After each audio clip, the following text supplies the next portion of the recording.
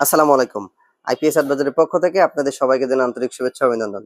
দর্শক, যারা পোর্টেবল নিয়ে সবথেকে বেশি চিন্তা করেন যে ট্যুরিস্টের জন্য বা ট্যুরে যাওয়ার জন্য যে সবসময় এই প্রোডাক্টটা হইলে এবং বাসাবাড়িতে এই প্রোডাক্টটা হইলে দেখতে এবং গোছায় রাখতে খুবই সুন্দর লাগে।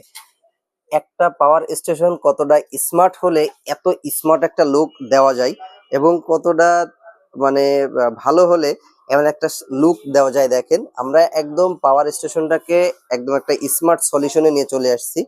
এটা একটা স্মার্ট সলিউশন যেখানে আপনার লাইট ফ্যান অনায়াসে চালাতে পারবেন এবং চাইলে এটা দিয়ে কিন্তু এট এ টাইমে একটা ফ্রিজও চলবে। তো আমাদের পরামর্শ থাকে সবসময় ছোট লোডের ক্ষেত্রে কখনো ফ্রিজ না চালানোর জন্য, কেননা ফ্রিজ চালালে আপনার ব্যাকআপ টাইমটা কম থাকে। তো আমরা একটু কথা বলি, এটা হচ্ছে 300 ওয়াট 300 ওয়াট লোড দিতে পারবেন এবং 896 ওয়াট আওয়ার ব্যাটারি।